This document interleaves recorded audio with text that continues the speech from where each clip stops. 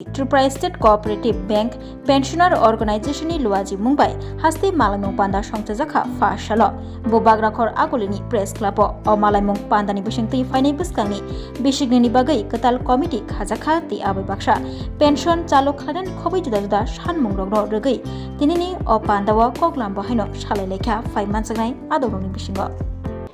আমরা এটা আমাদের তৃতীয় রাজ্য সম্মেলন প্র্যাকটিক্যালি এর আগে আমাদের দুটো সম্মেলন হয়ে গেছে সেই সম্মেলনে আমাদের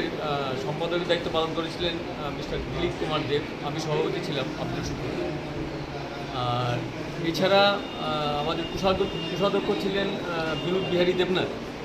তো এটা ছিল পূর্বতন কমিটি বর্তমানে আজকের যে সম্মেলন সেই সম্মেলন উপলক্ষে আমরা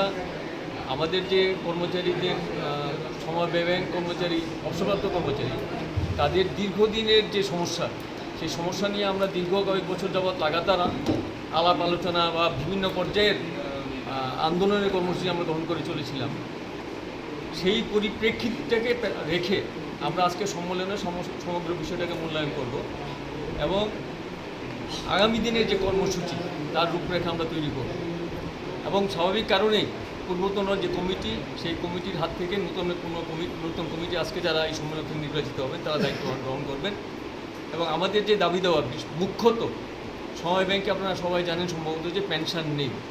এত বছর চাকরি করার পরে কর্মচারীরা একটা দুর্বিষহ জীবনযাপন করে তাদের ন্যূনতম যে ইপিএফের যে পেনশন সেই পেনশনের পরিমাণ হলো ন্যূনতম 1000 টাকা তো বুঝতেই পারা যায় যে কর্মচারী যখন অবসর গ্রহণ করে তার শুধুমাত্র চিকিৎসা বাবদ যে পরিবারের খরচ সেটাও অন্তত কমপক্ষে আজকের দিনে 10,000 টাকার কমে হয় না সেই জায়গায় এটা স্বাভাবিকভাবেই অনুমেয় যে কর্মচারীরা অবসরপ্রাপ্ত কর্মচারীরা বিশেষভাবে কী দুর্বিষহ যন্ত্রণার মধ্য দিয়ে আছে তাদের দিনান্তে পান্তা ফুরায় ঠিকভাবে দুবেলা খাওয়ার জুটে না এই একটা অবস্থা একটা ব্যাংক কর্মচারী আফটার রিটায়ারমেন্ট এই দুর্বিষহ অবস্থা থেকে কী করে অব্যাহতি পাওয়া যায় সেই বিষয় নিয়ে বিভিন্ন পর্যায়ে আমরা আলাপ আলোচনা করেছি বিভিন্ন লেভেলে আলোচনা করেছি মন্ত্রী পর্যায় থেকে শুরু করে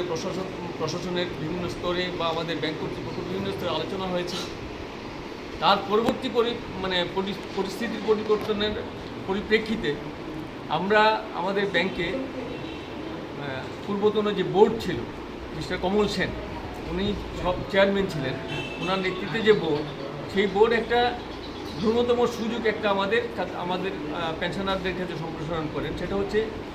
ন্যূনতম 5,000 টাকা এবং ঊর্ধ্বতন 10,000 টাকা এটা যদিও অত্যন্ত সামান্য তথাপি এই অনুদান পেয়েও কিন্তু সমবায় ব্যাংকের কর্মচারীরা অনেকখানি রিলিফ ফিল করছেন নিজেরা